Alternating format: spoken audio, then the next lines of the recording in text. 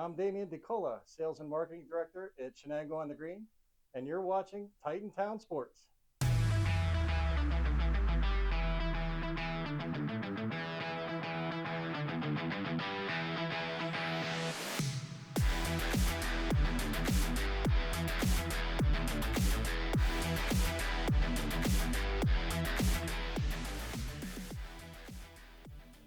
Welcome back to Titantown Sports. I'm Jordan Tate. Today, I'm joined with a familiar face with the first time at the desk, Ben Kelly. Ben, how are we doing today? Doing great. Funny to kind of be up here for the start. Usually I'm over there. They let me out of the cage a bit today. Finally here on the anchor desk. Yeah, so tell me, are you excited? You're finally here as an anchor. Usually you're Coach Benzel interviews, but you're here, you're host, and I'm excited to be with you today. I'm jazzed up, man, I'll tell you. We got a great week of Titan Sports to recap and a great week ahead as well, so let's not waste any more time. Absolutely. Like you said, let's not waste any more time. We're going to take a quick dive into some familiar faces on the football team, but new roles for the Titans.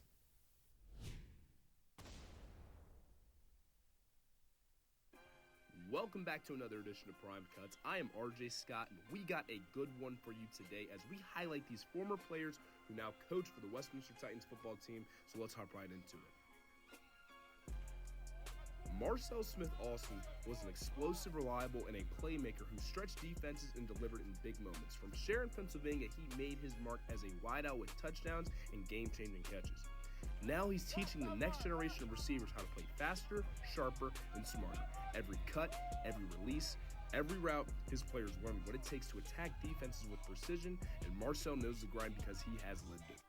Chevy Dawson was a versatile, powerful, relentless tight end who scored touchdowns, a punter who could flip the field, and a competitor who did whatever his team needed. Chevy's career was built on toughness and work ethic. Today, he's channeling that energy into linebackers in the room as he demands discipline, pushes for toughness, and develops leaders. His players know if you play for Chevy, you play with heart. Brice Butler, fearless in the secondary, a ball hawk who turned defense into offense. 6 interceptions in a season, 2 taken back for touchdowns. Brice made quarterbacks think twice before testing him. But his leadership went beyond stats. A scholar athlete, All-American, and a community role model, and a multi-time All-PAC honoree, Brice set the standard, and now as a defensive backs coach, he's building a secondary that's smarter, faster, and meaner than ever. 3 Titans, 3 journeys, 1 mission. Marcel Smith-Austin with the receivers, Chevy Dawson with the linebackers, and Brice Butler with the defensive backs. They were Titans then, they're Titans now. From players to coaches, from teammates to mentors, they carry the torch of tradition and the fuel of the fire for the future. This is pride, this is family, this is Titan football. I am RJ Scott, and thank you for watching this edition of Prime Cuts. We'll see you guys next week. Couple of new coaches on the Titans sideline, but one that's been here for a little bit longer than those. Coach Benzel, Coach, welcome back to Titantown Sports. Great to be here, buddy. Obviously, we got a good week coming off the bye week. I hope. How do you guys feel coming off that off week? I thought we got some really good work navigating some of the injuries that we have. Curtailed some of the things that we wanted to work on, but by and large, I think our guys handled it fairly well. It's just, like I said, these bumps and bruises and some of these injuries are expected. It's football. We've just got to kind of rest up, heal up, and get ready to go.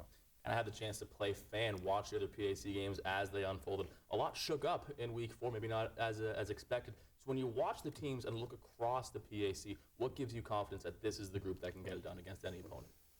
Yeah, when we look at our team in terms of our competitive advantage and so how we match up, I think we have some really good things that we can present to teams that make us, not necessarily maybe favorite, but certainly give us a chance to win every game we play. That being said, there are flaws, and there are flaws across the board. Each team is looking at sort of how they can minimize some of those flaws and maximize some of the things that they do well. And that's really the game, right? We're at the midway point, and a lot of teams thought they could win a championship. A lot of teams probably hit some reality and decided, these are some of the areas that we need to get to be at championship level. And then there's a good mix of teams right now that are right in the thick of it. So it should be exciting down the stretch. Come Saturday, you'll be looking for your 11th straight win against Bethany College, a decade of dominance, as some like to call it. So how does your approach shift year to year to continue to stay winning against Bethany? Bethany's a unique team in the sense of, like, it's not necessarily, you're playing them, it's when you're playing them. Typically, if you get them in the beginning of the year, they're a little stronger in terms of their structure, and towards the end of the year, depending on, again, the outcome of where they're sitting, it could be a different preparation in terms of a mindset. For me, I always respect Bethany and their skills and their athletes. They're certainly athletic enough to compete with anybody. It's just going to be a matter of execution, and can they do it in a 60-minute mode? And that's really the stress that we put on Bethany, and that's why we've had success all 3 phases. A lot going on around campus this week. It's Hall of Fame weekend. It's Family Day weekend. But Hall of Fame, you might have a couple future Hall of Famers on the gridiron come Saturday. Many of them are underclassmen. So what do you expect to see out of these young guns on Saturday afternoon? Yeah, I'm excited. I love the young energy on the football team. There's a lot of guys right now that are contributing to our overall success. That being said, there are some guys that are sitting there waiting for their opportunities. And this is particularly an opportunity that they may get a chance. You never know when your name's going to get called, and then go out and perform, but perform with confidence. Guys, listen, the reality of it is football. We're going to make mistakes. It's how you kind of recover from those and play a little more free. And, that's my expectations for a lot of these young guys. It's a good class, Ben. They're going to be key contributors for a while. Love to hear that. It's also Family Day weekend, like I said, this weekend. So just a little bit away from football, can I talk about the role that your family has played in your tenure here at Westminster? Well, I wouldn't be in coaching without my family support. As you may or may not be aware of, football coaches are a unique band of brothers, so to speak, and you need to have the family support. I'm blessed with a great wife, Cindy, and she does an awesome job of raising 2 tremendous kids. My kids, Bailey is a junior now in high school, and my son is now in 6th grade. And the challenge is always going to be, I spend a lot of time away. So when I'm with my family, I maximize that time a lot. I try not to shortchange them in any sense. I try to involve them as much as they can, but they have their own stuff going on too. So the only thing I wrestle with is I wish I could be at more of their events and things of that nature, and vice versa. So, but they're a huge part of why I do what I do. Lastly, Coach, we didn't get it last week, so the big return to the 3 keys to beating Bethany this week. Yeah, I know I sent them to you. I guess kind of my mind's been a little bit off, but I think most importantly, all 3 phases will be a big key to our success. I think, we got to play mistake-free football. That's going to be a huge part of it. And like I said, and then finally, big plays. We got to go out there and make big plays. There are opportunities out there for us to make them on offense. And then defensively, we've got to be disciplined enough to be able to take that away from them. If we can do all 3 of those things, thanks for the prompt too. That was huge. So that'll help us. Ethan shown with the script up there, Coach. The man. Thank you for your time. Looking forward to seeing that big play come Saturday, Coach. Thank you for your time. We got a chance to now look around and see what happened during the bye week across the PAC. Welcome back to the PAC Recap. No time for an intro. Case Western jumping all over Bethany early. Bo Wolf takes the top off the Bison defense for 6 for the Spartans. The 0-0 start of the game was as close as this one would be. First offensive play for Case Western at a halftime results in a score. Brian Caldwell from 53 out. Case Western dominates the Bison 55-0. Got to be sound on all 3 phases of the game. Waynesburg getting after it on special teams, forcing a teal fumble, which would result in a safety. After that, it would be all Waynesburg Yellow Jackets. Carson Shriver would account for 3 Waynesburg scores on the day, his second in the second quarter there, and his third in the third quarter right here. But the Yellow Jackets would make the play of the week in my eyes. You see Isaac Trout catch this out-breaking pass. He breaks a tackle, makes a man miss, and would take this 43 yards to the house, hurtling into the end zone at the end of the play here. Waynesburg wins it against Teal 45-14. Now to Geneva and Allegheny. Gators strike first with Carson Colucci to Taryn Mitchell from 33 out to open the scoring on the far side. After that, the Golden Tornadoes took over. Caleb Romano uncorks this one to Keaton Baker to extend the Golden Tornadoes lead to 21. Allegheny would try and battle back, but it was too little, too late. The Golden Tornadoes of Geneva take the Gators of Allegheny 28-16. The most exciting matchup coming into this week, W&J versus Grove City. You see Andrew Sharp take the backfield pass in for the first 6 of the day for the Presidents. Then Kellen Stahl fakes the pass and runs it in himself to go up 24-0. Sutton Ellis would look deep and connect with Sam Penna for a 50-yard touchdown. However, W&J held the Wolverine offense for the rest of the game and left Grove City the victor, 34-14. The highest scoring bout of the week would come with St. Vincent hosting Hiram. 2 high-powered offenses would duke it out to the final buzzer. Julian Walker gets the swing pass and scampers 56 yards for the first touchdown for the Bearcats. The best receiver in the nation, Chris Downs, continues his dominance, going for over 150 and 2 scores, that one from 9 yards out to tie the game. Hiram quarterback Sean Tejeda slinging the rock per usual, nearing the 400-yard mark again.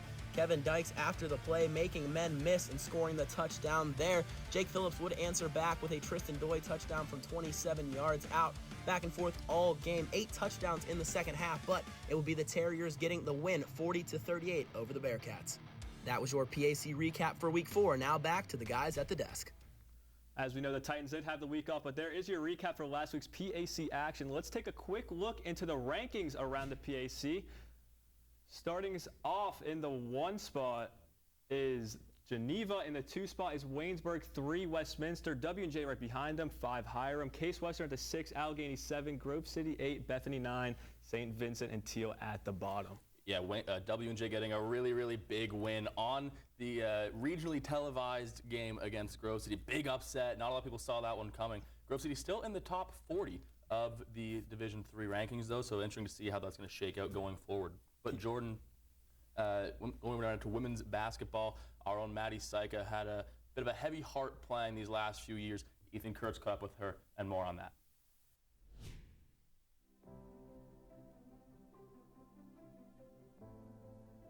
Westminster sophomore guard Maddie Syka broke out her freshman campaign with 17 points in just her second collegiate appearance. Her first year was one met with much adversity, missing time due to an injury but also facing tragedy off the court. In every game, Syka plays for her cousins Emma and Grant that devastatingly passed in the summer before her first semester. So on July 20th, 2024, my cousins were in a car accident. My cousin Aubrey fortunately made it, but my cousin Emma and my cousin Grant did not. I was really close with all of them when this happened. I've actually played softball and basketball for 2 years in high school with Emma. I was the reason she played basketball and she was the reason that I played softball. And then my cousin Grant, we would hang out at all of my little sister's softball tournaments because Aubrey, who survived, played on the same team as her, so they didn't know if Aubrey was going to make it or not. So she got life-flighted to trauma at Children's Hospital in Pittsburgh. She made it through the night, and then very quickly she started making tremendous strides towards recovery. So on August 8th, we came back when she was discharged and had a big parade for her. Like we had the news people were there. So many people came to support her. It was just unbelievable the amount of support that she had in the hospital. And coming out, and the support she still has. We have a page on Facebook, Aubrey Strong, where we would post the updates that when she was progressing in the hospital. So for our softball team that we played together in high school, Western Beaver, what would have been Emma's senior night, they wanted to honor her, so they had my family come up. I talked a little bit about her and just gave a little spiel on kind of person she was. They had her jersey framed and they gave it to my aunt just so she could have like a little keepsake, which was very nice. And then to start the game off, they had Aubrey throw the first pitch. It was very special, and you could tell how many people's lives she touched just from that one place. So obviously with everything happening about a month before my first semester of college, took a big toll on me. I was already really nervous about coming to college, just a big change. I love being home, I love my family, so it was already going to be hard for me to go, and then this happening just made everything like worse. I felt like I couldn't be there for them when it was obviously like their hardest times. I was like stuck here, so honestly I would go home a lot and call a lot, FaceTime a lot, but I'm very grateful that I had the support that I had here with my friends my team, my coaches, they were a big reason in how I was able to stick out playing through the year, getting through the year. So I'm really grateful that I had the support system that I did, even though it was like really tough for me to kind of push through.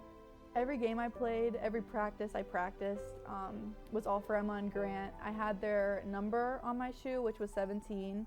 I had their names on my shoes. And on our lockers last year, we decided to put up pictures of our whys, like why we do what we do, why we practice as hard as we practice, play as hard as we play. And I put a picture of me and Emma and a picture of me and Grant on it. I just want to be able to keep going because Emma was my biggest supporter always in sports. If I had a bad game, she'd be the first one to pick me back up and be like, hey, you're good. Like, there's always next game.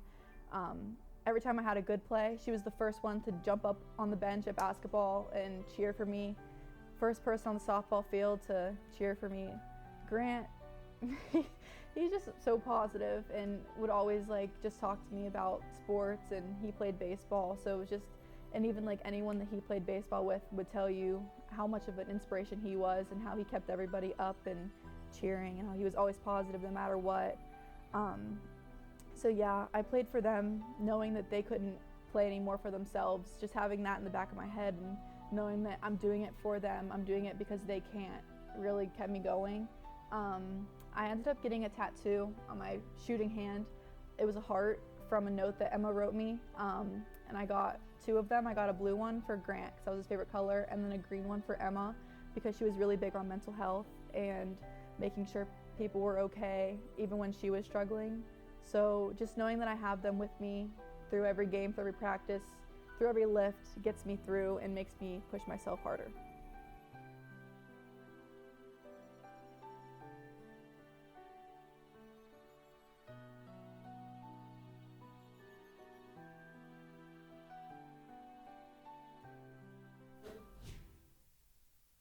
A really inspiring story and heartfelt story at the most by Maddie Syka there. And Ben, we see all the time, even at the professional levels, players playing through such a heartbreak, whether it's basketball, baseball, football. We see it all the time, and whether you're a fan or not, we all feel it very deep. Yeah, it's a heavy story, but it's something that is definitely worth telling. I'm glad we're able to put that here on Titan Town Sports. It's a beautiful story, as tragic as it is.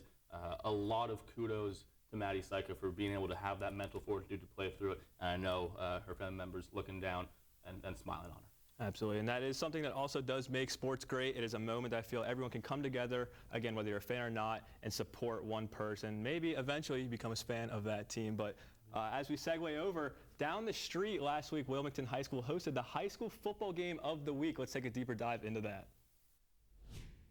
It's time for another edition of High School of the Week. My name is Tom Rook, and this week we are highlighting the Wilmington Greyhounds. On July 1st of 1966, Wilmington Area School District was created upon the closing of the previous Wilmington Area Joint School System.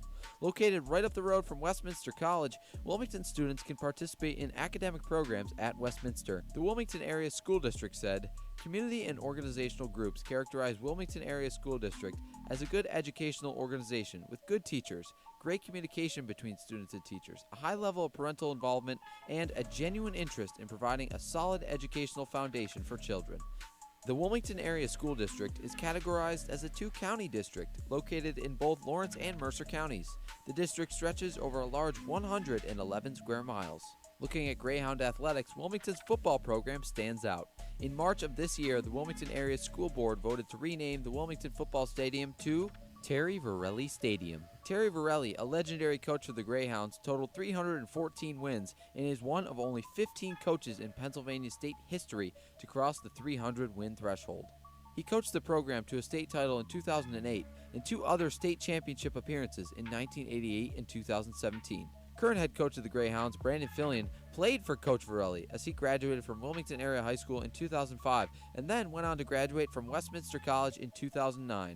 Coach Phillian also coached under Coach Verrelli for 11 years. I'm just humbled and honored, that I was given the opportunity to play for Terry Verrelli and to play as a member of the Wilmington football program and the Wilmington football community. And then to have the opportunity to go from being a player to being a coach in this prestigious program, getting to learn from from great guys, like Terry Borelli, who is the head coach, but also some great assistant coaches like Bob Mitchell-Tree and Dave Welch. I mean, all three of those men have been great mentors. They've taught me a lot about coaching, and then, to learn from those guys, and then to ultimately be given the opportunity to serve, the school and the community and the program as the head coach. I feel very humbled, very honored, and very blessed to have this opportunity. It's one that I certainly do not take for granted. It's one that I give my absolute best to each and every single day. There's been so many memories, and really at the end of the day, it's about building lasting relationships, being invited to former players' weddings, be there for their big days because you built such strong relationships with them. There's a number of those that I could point to and talk about. Now let's take a look at some of the highlights from the Greyhounds' tough 44-7 loss last week at home against Farrell High School.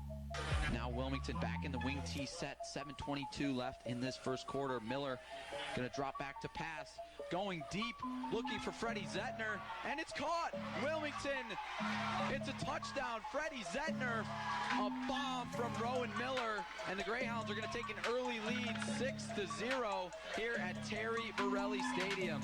Piggies back under center. Jules Johnson still on his left hip. He's got two receivers to his right, one to his left. Piggies drops back, fires. He's got a man wide open. Touchdown, Farrell Steelers. Jaden King Vincent. Beautiful find by Peggy's. Time runs out here at Terry Borelli Stadium in the first quarter, and it's going to be a touchdown for the Farrell Steelers. Setting up in the shotgun, Aaron Peggy's. He's got two men to his right, one to his left. Johnson, hand to Johnson, inside zone. Johnson cut right through, and it is touchdown, Farrell Steelers. Jules Johnson with the rushing touchdown, and the Farrell Steelers are going to increase their lead by 6. Peggy's going to catch the snap, hand to Johnson.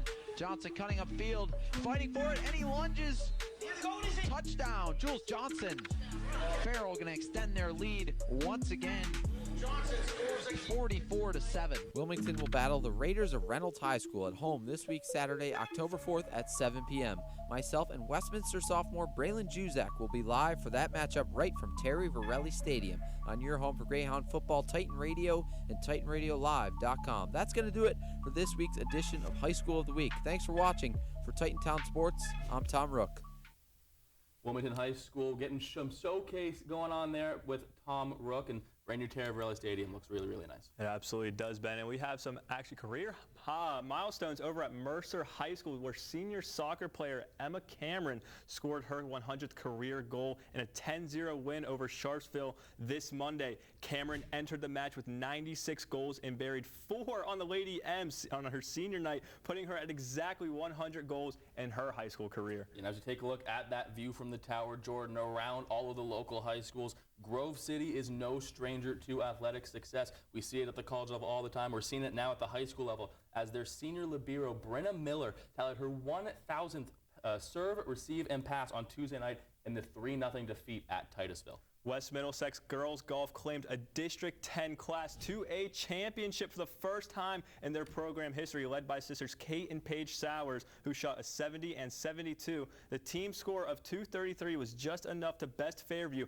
by 1 stroke, and for the first time again be crowned as district champions. A couple of scratch golfers over there in West Middlesex, but looking now onto the tennis court, senior Giada Capabianco and sophomore Maddie Arrow of Neshannock High School earned Section 4 AA doubles tennis championships last Thursday. The pair defeated Blackhawk for the title and began play in the Whippeal AA doubles championships on Wednesday. Coach Chuck Dess expressed his pride in the success of this player, stating the girls defeated 4 A schools along the way to the championship. They defeated Lincoln Park and 2 teams from Blackhawk. It's a testament to the hard work these girls put in. We're the 2nd or 3rd smallest public school in the WPIAL. Hopefully they will build on this tournament. Well, Jordan, we saw a lot of success from those West Middlesex girls on the golf course, something that the Westminster golf team is no stranger to, as Westminster Women's Golf swept the PAC Weekly Honors. First year, CeCe Morgan was named PAC Newcomer of the Week after a top 20 finish at the Catholic University Cardinal Fall Classic. The 3rd time this year she's been named Newcomer of the Week. Junior Katie Rose Rankin, friend of the show, was named Player of the Week after a program record-setting 71 in the top 5 finish. They'll look to be back in action at the John Carroll Fall Invitational this Saturday, and they're looking for their 8th straight PAC championship with the fall PACs coming in on October 13th at Squaw Creek Golf Club. Ben, as a golfer yourself, I mean, you know it's not very hard to be good at it. I try personally to play golf, and I've switched my grip up. The interlock, is that correct? You really want the interlock, yeah. You want the pinky of your bottom hand interlaced between the middle and the index finger of your upper hand. Okay, and then that's what they tell me, and then I'm no good. Yeah. But we'll have to see what goes on. Yeah, and on my backswing you want to talk to Katie, so you want to talk to her. I'm not very good at golf, so you're a golfer. You tell me to go talk to Katie, so I'll take your word for it. Go talk to Katie. But maybe we talked with Coach Benzel with the Hall of Fame weekend coming up. Maybe a couple future Hall of Famers on the gridiron for the football team. Maybe we see some in the women's golf team, especially them with their 7 straight PAC championships. We will be seeing some inductees enshrined in excellence at the Titan Sports Hall of Fame this Saturday. So let's get a better look at who they are right now in the vault.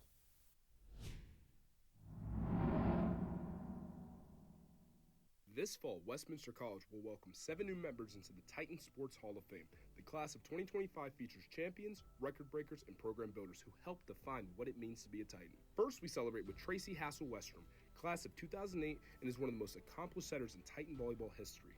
A 3-time All-PAC selection, she helped guide the team to back-to-back conference titles in 2007 and 2008, including the program's first ever trip to the NCAA Division III Championship. She finished her career ranked 3rd in all-time assists and remains the PAC single-match record holder for assists in a 3-set match. Tracy's leadership on the court helped elevate the program to a new level of excellence. Next is Chris Hawthorne, class of 2009. A 3-time NCAA All-American and one of the most dominant swimmers Westminster has ever produced, Chris captured 7 PAC titles across 100 and 200 breaststroke and was a part of the college's first relay team to qualify for the national championships. A 4-time first-team All-PAC honoree and standout scholar athlete, Chris played a major role in putting Titan swimming on a national stage. Tim Wieand, class of 2012, made history on the baseball field as the first Titan to be named PAC Most Valuable Player. In 2012, he helped lead Westminster to its first ever NCAA tournament appearance and set single-season records in RBIs and doubles. With the .431 batting average and standout defense at first base, Tim was a driving force behind the most successful season in program history. Haley Welsh, class of 2014, became the first athlete in school history to qualify for the NCAA Division III championships in the 400 meters. A conference MVP and multiple-time PAC champion, she anchored record-setting relays and helped lead the Titans to team titles like no other. Known for her versatility and competitive drive, Haley was one of the most decorated sprinters to ever wear the blue and white. From the throwing circle to the gridiron, Nick Fiorentino, class of 2016, made his mark as a dominant 2-sport athlete. He earned 5 Most Outstanding Performer awards in track and field and captured 8 individual PAC titles, and was a 3-time All-PAC football standout. Whether it was shot put, discus, javelin, or protecting the quarterback, Nick brought power, precision, and passion to everything he did. Marissa Thomas, also class of 2016, stands as one of the most decorated athletes in Westminster history. An 8-time NCAA All-American and 2017 national champion in the pole vault, she holds the Division III championship meet record and recently competed at the U.S. Olympic trials. Her consistency at the national level and trailblazing performances elevated the profile of the Titan track and field program on a national scale.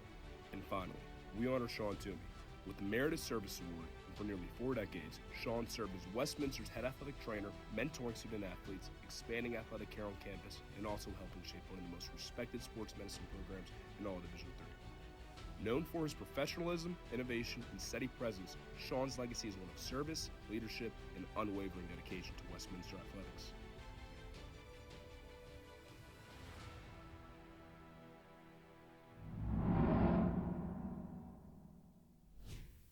Well, they'll be able to see the induction ceremony on Friday evening at McKelvey Campus Center, and they'll be honored Saturday during the halftime of the Titan football game versus Bethany. Jordan, a lot of great things at the Titan Football Hall of Fame. Absolutely, and we'd like to highlight someone who might not be in the Sports Hall of Fame, but a person who is nothing short of a legend around these parts. Westminster alum Sebastian Salazar, who works at ESPN. Let's take a deep dive into his Alumni Spotlight. Hey, what's up? Say hi to the camera. 2005 Westminster graduate Sebastian Salazar is one of the biggest names in the lore of Westminster College alumni.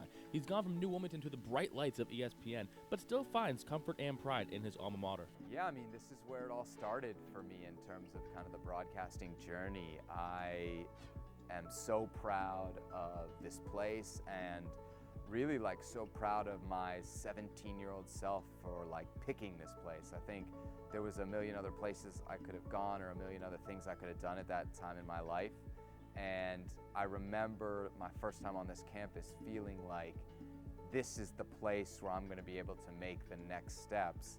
And it really was the place that enabled me to make those next steps, and then really set me up in like an amazing way for my broadcasting career. Like I really, when people ask me like, how did you get to where you were? If not for those years at Westminster, I wouldn't have had the start to my career that I had, which then kind of like translated to the rest of my career going the way that it did.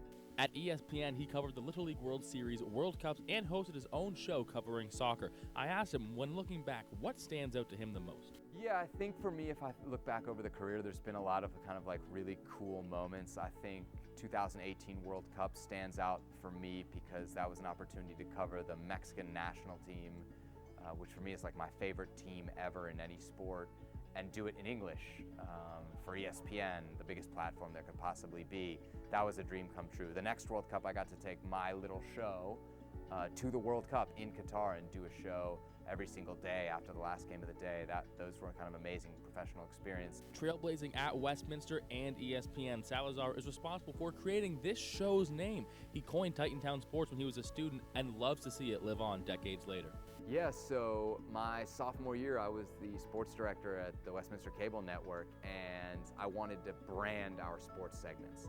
And the idea of Titantown comes from Titan. Obviously, we're going to cover Westminster College sports, but I thought a good way to try and get people to watch would be to produce content that was about the local high schools, because I knew the local high schools here had a very big following. So we did Titantown to tell people, hey, we're going to be covering sports from not just Westminster College, but the surrounding high schools as well. And I've always kind of fancied myself a creative type. I like to build things, I like to create things, and I've done that at all of the stops over my career. The sad thing is that when I leave those stops, my ideas, my projects usually tend to fade away. They go away once I leave. So the fact that like 20 years later I would come back here and there'd be something still called Titantown Sports is really special to me, and I think it's really cool, and it's something that I take as a big honor, really. ESPN's Sebastian Salazar, class of 2005 at Westminster, and forever a Titan.